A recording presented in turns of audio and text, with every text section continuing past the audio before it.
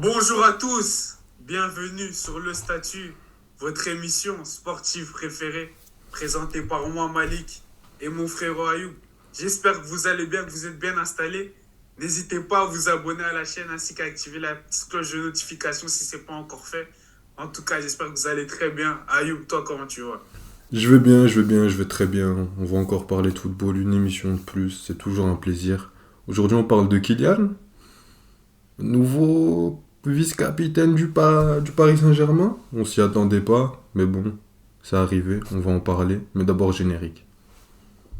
Ah Bon, oui, pour Ribéry qui va arriver devant Casillas. Vas-y mon petit. Il est dedans. Il est dedans. Le premier but de Ribéry.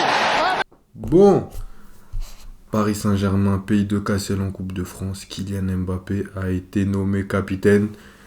On a posé la question à Christophe Galtier en conférence de presse. Il a dit que dès le début de saison, c'était acté qu'il soit capitaine.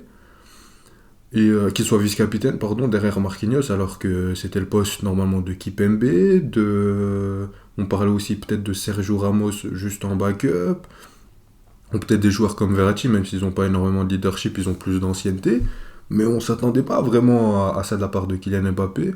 Et au-delà du Paris Saint-Germain, on parlera en deuxième partie d'émission aussi, depuis l'annonce de la retraite internationale du Lloris, beaucoup se sont posé la question, est-ce que Kylian devrait être le nouveau capitaine de l'équipe de France. Mais d'abord, sur l'aspect Paris Saint-Germain, qu'est-ce que t'en penses, Malik? Déjà, j'aimerais te dire, je sais pas si tu as vu la petite rectification que Galtier il avait fait en Oui, disant oui. que C'est pas, attends, c'était c'est pas une rectification, il s'est chié dessus. Voilà. Non, mais faut dire les termes à un moment. où il notifiait que voilà, il voulait pas dire Mbappé direct. En vrai, c'est tout le monde. Juste voilà, on verra. Non, franchement, moi, par rapport de l'aspect Paris Saint-Germain, je ne suis pas le plus convaincu. Après, les trucs de capitaine, je trouve que c'est vraiment au sein du groupe, c'est au sein du club, vraiment que c'est le plus important. Tu vois, c'est comme par exemple, un haut de garde à Arsenal. Quand il a été nommé, ça a choqué tout le monde, je pense. Parce que je dis, oh, un jeune joueur. Enfin, même, historiquement, c'est rare que même le 10 comme ça d'une équipe soit le capitaine. Il y avait déjà Chaka, c'est pas le plus vieux de l'équipe. Mais bref, il a été nommé. Et on dirait que ça se passe très bien du côté d'Arsenal. Et moi, pour revenir sur Kylian, là où je suis assez quand même réticent sur cette histoire de capitana, si ça se dit comme ça, Ça se dit, ça se dit. c'est que en fait, quand tu es capitaine, je trouve tu dois avoir le sens de l'équipe en fait. Tu dois savoir mettre le sens de tes coéquipiers en premier, tu vois, tu dois montrer un exemple.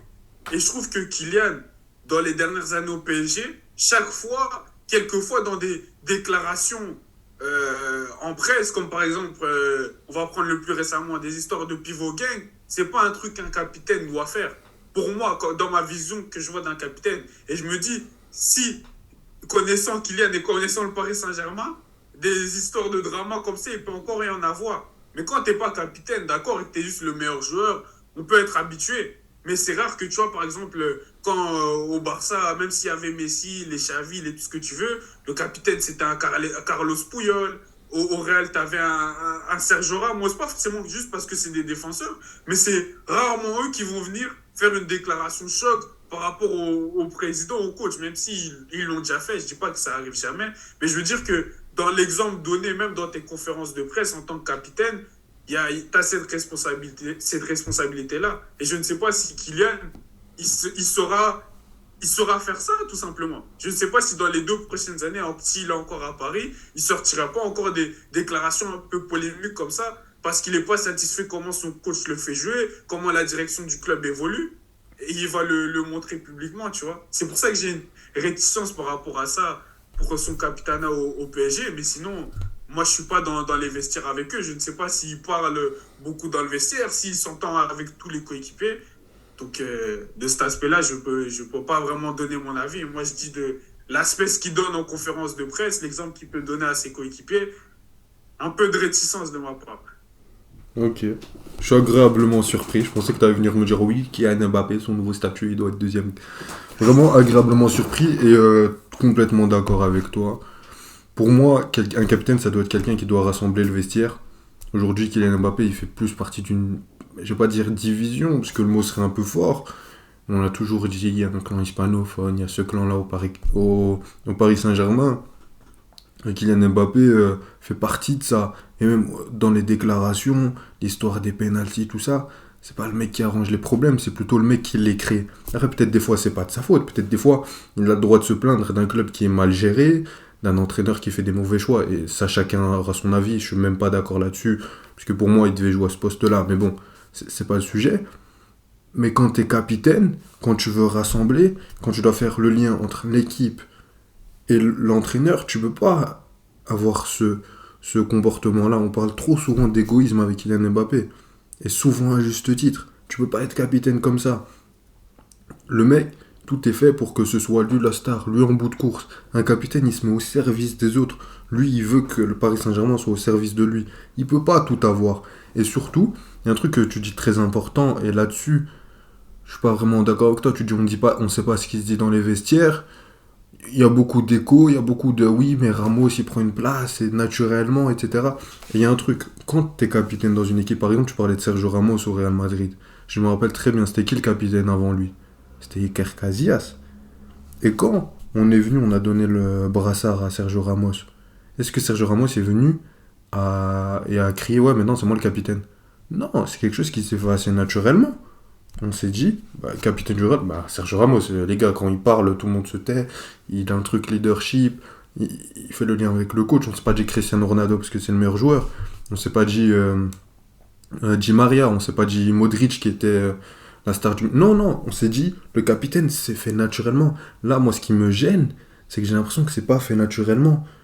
Tu parlais dans la dernière vidéo qu'on a fait sur le Paris Saint-Germain que Kylian Mbappé avait fait des demandes. J'ai l'impression que ça c'est inclus dans les demandes. C'est pas on lui a dit ah Kylian Mbappé, t'as tout d'un vice-capitaine, on te met vice-capitaine, dès que Marquinhos part, c'est toi. J'ai l'impression que c'est forcé, donc c'est pas naturel, donc c'est encore pire. Donc voilà, je sais pas si t'as quelque chose à rajouter sur le Non, prince du parc.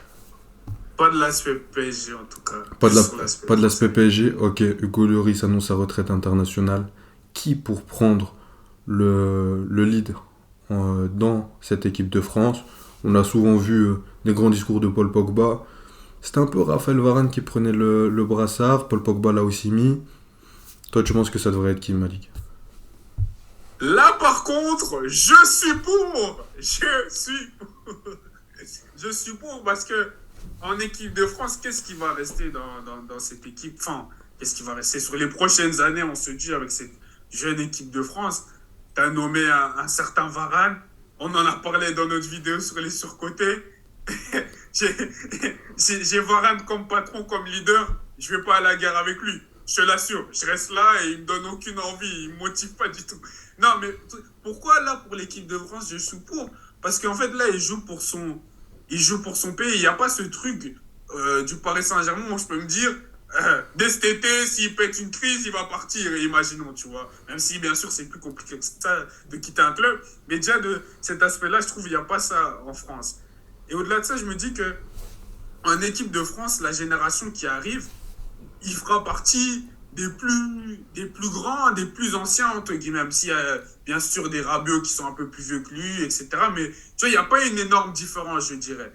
Mais je me dis surtout que quand on a vu, là où je te disais qu'à Paris, on ne sait pas comment il est avec les coéquipiers, j'ai l'impression qu'on le France, on le voit plus, on l'a même vu sur l'un de leurs derniers reportages, le fameux discours à la finale, on connaît, hein, allez les gars, ah, faut revenir, c'est une finale de Coupe du Monde les gars. Bref, au-delà de ça, même sur Instagram, je sais pas si tu avais vu les fameuses séances d'entraînement où Gendouzi il tire, il dit mais non, arrête de crier sur Konaté. Bref, j'ai l'impression qu'en équipe de France, il a plus ce truc où il peut rassembler les troupes, étant le meilleur joueur naturellement. C'est pour ça que je trouve que même dans les autres sélections, si je prends l'exemple des autres grands, des GOATs, à savoir Ronaldo et Messi, je trouve que eux, plus naturellement, ils étaient les capitaines de leur nation. Je trouve qu'en sélection, c'est plus facile parce qu'il y a moins ce truc de tu vas créer une polémique par rapport à ton coach, quoi que ce soit. Même si tu peux toujours créer une polémique, par exemple, comme avec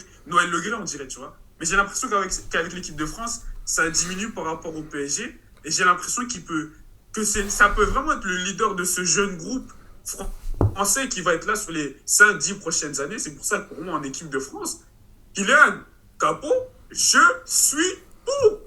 Comment, Kix? Donc voilà. Tu t'es un peu trop emporté vers la fin. J'ai l'impression que t'allais me sortir un t-shirt.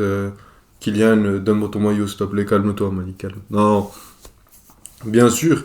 Déjà, cette question est venue après le reportage qu'on a vu sur TF1 où il y avait la fameuse phrase dans le vestiaire en finale où il dit allez les gars, c'est une finale de Coupe du Monde. Non, mais j'aime beaucoup Kylian Mbappé, j'ai beaucoup aimé son intervention. Bien sûr, ça reste mieux que les frissons de gêne qu'on a quand Varane crie dans le vestiaire, bien sûr. Mais est-ce que c'est suffisant pour être capitaine? Surtout que t'as un groupe en équipe de France qui s'est constitué autour de cette victoire en 2018. Et on sait, bon, il y a eu des informations, à ce qui paraît, quand Benzema est arrivé, était un peu plus au premier plan, ça a dérangé certains mecs, mais pas que lui, puisque lui maintenant n'est plus là, mais même Kylian Mbappé, ça dérangeait certains, qu'on le mettait trop en avant. Donc tu penses pas que le mettre en tant que capitaine, ça dérangerait pas plus? Alors qu'il y a des mecs comme peut-être Paul Pogba, qui sont là depuis un peu plus longtemps, Raphaël Varane, il dérangerait moins, Griezmann, tous ces mecs-là ont été la colonne vertébrale, comme Kylian Mbappé de cette victoire, mais sont plus âgés. Eux ont connu 2014, eux ont connu l'échec, pas Varane, mais ont connu l'échec en 2016. Donc ils ont une histoire. Non, pas de souci. Juste sur ça, Ayoub. Mais je pense d'office ça les dérangerait, mais en vrai de vrai, ces personnes qu'on cite, à savoir Pogba, Griezmann, etc. Tu penses pas qu'en vrai, l'Euro 2024, voire en vrai la Coupe du Monde 2026, ce sera leurs deux dernières compétitions en vrai avec cette équipe de France. Bien sûr. Il faut peut-être commencer sur de nouvelles bases et c'est une bonne manière de commencer sur de nouvelles bases, il n'y aurait pas eu Didier Deschamps. Mais bon, c'est pas le sujet, on en a déjà parlé. C'est compris. Non, mais bien sûr, mais plus sérieusement, puisqu'on parle de Didier Deschamps, au-delà de Didier Deschamps, on s'en fout, même si c'était pas lui le coach, s'il y avait eu un nouveau coach, je comprendrais que tu dis ça. Mais c'est toujours Didier Deschamps et ses hommes. Et je pense que Didier Deschamps est assez intelligent pour savoir que, même si tu dois mettre Kylian Mbappé, il faut qu'il soit tout bien, faut pas le déranger, faut pas qu'il y ait de poussière sur son costume, etc. Donc tu veux le mettre capitaine pour qu'il soit pas fâché. Je pense que pour la solidarité du groupe, c'est mieux de ne pas mettre non. Par exemple, s'il y a un Pogba qui irait jusqu'en 2020, parce que pour moi, le capitaine naturel de cette sélection, et c'est très bien ce que je pense de lui hors terrain, mais ce serait Paul Pogba. Pour son leadership, c'est assez naturel, il s'entend bien avec beaucoup de monde dans l'équipe. Pour moi, ce serait lui. Mais le problème, c'est que le mec, il est là à un rassemblement sur 2 depuis 2 ans. Il n'était pas là à cette Coupe du Monde. Même si pour moi, c'est le meilleur joueur français sous Deschamps, ça devrait être lui, mais le problème serait les blessures. Mais moi, je pense que c'est un groupe où le capitaine, ça restera uniquement Deschamps. Et donc, pour moi, il faudrait continuer avec ses hommes, Varane, Pogba, Griezmann, que ce soit un des 3. Pour moi, le plus naturel, c'est Pogba, sinon tu mets Varane. Au moins, ça ne créera pas de tension, parce que c'est ce que redoute le plus Didier Deschamps. Et tu vas comme ça jusqu'en 2026, et puis tu le donnes à Kylian Mbappé. Mais sinon, je suis assez d'accord avec toi. Moi, Kylian Mbappé, je le donnerais plus déjà, parce que c'est son pays, etc. Mais surtout, parce que sinon, tu le donnes à qui? Au PSG, il y a, même si Marquinhos, c'est pas le capitaine, c'est le successeur de Thiago Silva. Il y a quand même Kimpembe qui sépare. Il y a Sergio Ramos. Même si sportivement, c'est sur le déclin. Il y a quand même, tu peux toujours trouver. Alors, il y a Messi devant lui, même qui a plus d'aura, mais le donner à Kylian Mbappé en équipe de France, je suis pas sûr pour tout de suite. Mais bon, voilà. Je sais pas si tu voulais rajouter quelque chose. On a été complet sur Kicks. On a été complet et on attend de... Enfin, j'ai hâte en tout cas, et je pense à Ayoub aussi, de voir vos réactions en commentaire, ce que vous en pensez vous. Si Kylian doit être capitaine ou quoi. Et si c'est pas lui, qui devrait être? Qui devrait être capitaine, surtout en équipe de France, puisque là on n'a pas la réponse. Jusqu'au 20 mars, date du prochain rassemblement des Bleus. Un grand merci à vous d'avoir encore une fois plus écouté cette nouvelle émission, le Statut, votre nouvelle émission sportive préférée. N'hésitez pas à liker si ça vous a plu, vous abonner, activer la cloche pour être averti dès qu'une vidéo sort. Nos réseaux sociaux, les liens sont en description. Merci Malik, merci à vous. Merci à toi, Yo. Prenez soin de vous. Salut!